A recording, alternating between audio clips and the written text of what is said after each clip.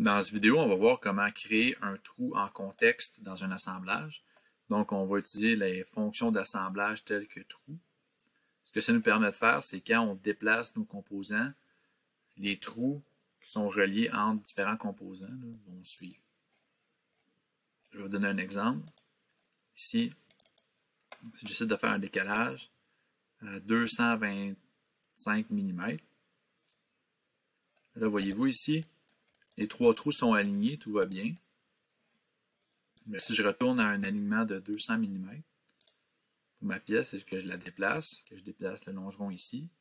Là, voyez-vous, ici, l'alignement entre les trous de la pièce qui est derrière et l'alignement des trous qui sont ici en avant, ça ne fonctionne plus.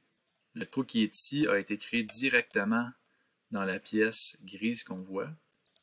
Nous, ce qu'on va chercher à faire, c'est plutôt de créer les trous dans l'assemblage pour que lorsqu'on déplace nos pièces, les trous entre les composantes se suivent.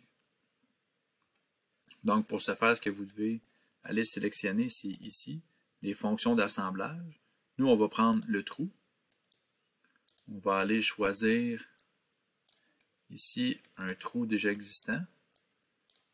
Donc, moi, je veux que ici, les trous de mon longeron, peu importe l'endroit où je les place sur mon bâti, mais ils vont être alignés avec les trous dans la pièce sur le côté. Donc, je vais choisir l'axe de mon cercle, je vais choisir la pièce qui m'intéresse, celle que je voudrais percer. Là, voyez-vous ici, j'aurai la possibilité de rajouter plusieurs pièces différentes pour, exemple, si j'ai un empilement de pièces, de tout percer les pièces en même temps. Puis là, ensuite, j'ai la fonction trou qui s'active. Et là, moi ici, je vais choisir jusqu'au dernier.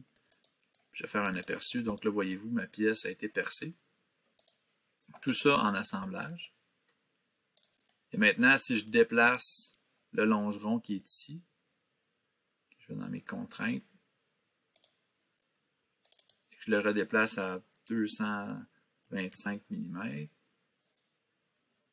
Là, voyez-vous ici, le trou reste toujours aligné. Si je retourne à 200 mm, le trou reste toujours aligné. Donc, en faisant vos fonctions d'assemblage, ça vous permet de créer des liens entre les pièces. Et là, si on va voir la pièce elle-même, qui est ici, le bâti, on va pouvoir constater que les fonctions d'assemblage se transposent dans les pièces.